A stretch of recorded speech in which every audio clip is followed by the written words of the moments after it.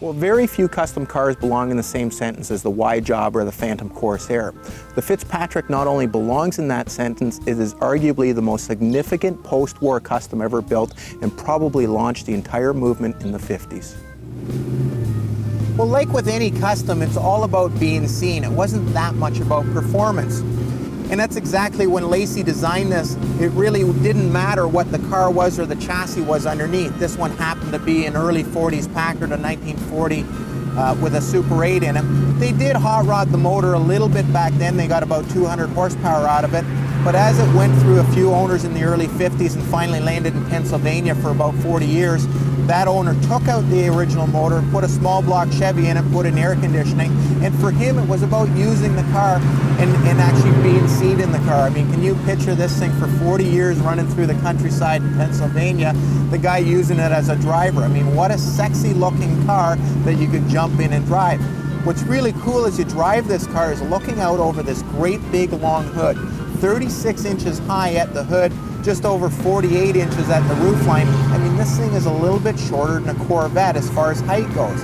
But you've got a great running, driving car that's got the sexiest body that you've ever seen.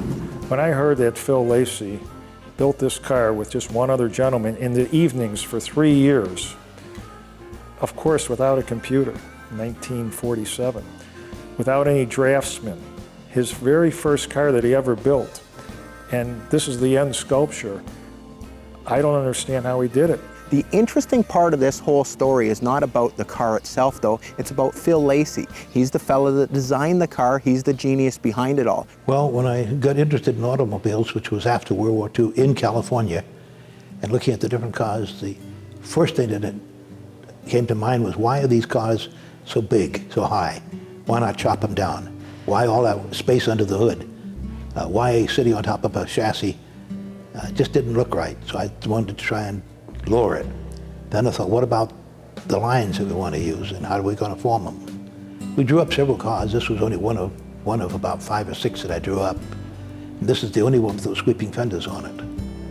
And if I knew how hard they were to make, I don't think I would have even shown that to anybody. I don't understand how he did it. And other people that see the car, today's designers, they ask me, how did he get the symmetry from one side to the other, all by hand? And nobody can believe it, but it's true. And the car is there to represent that he did it. But I liked it, and it had the cut-down doors, and the cut-down doors, people said, well, that's the Darrin Packard. It was, but the main reason for it wasn't to copy Darrin Packard. So when you're driving, your elbow can sit on the door, so it's just right to hold the wheel and drive that way.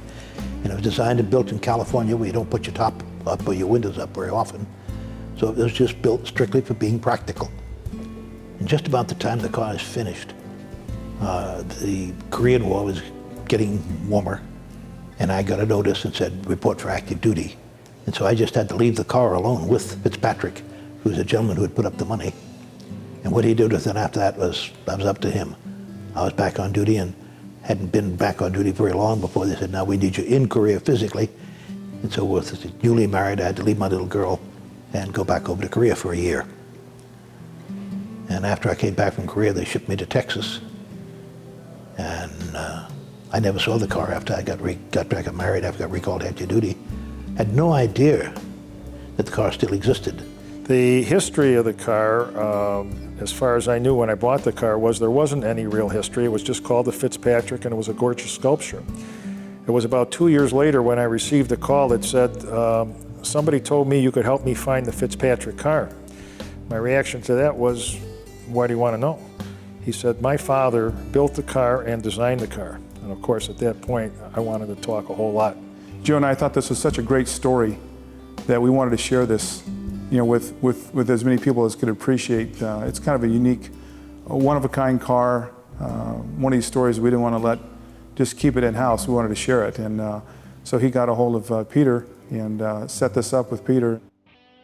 So here we are almost 60 years later, and what's going to happen is Joe's going to get an opportunity to reveal the car to Phil Lacey. He has never seen the car finished in almost 60 years. There it is. It's all covered up, and Wow. the cover's going to come off, and you're going to get a chance to see it. After 55 years. How about that? 55 years, yeah, it's been a while. Here it All goes. right, here This it is goes. it. 55 years later. On my land. 55 years later. Oh, look at that. My goodness sake. All these years. Isn't Oh. that beautiful? Thank you. I can remember it so well. Hand forming all those little tiny pieces and putting it together. 3 years of sweat, blood, and tears. Gee.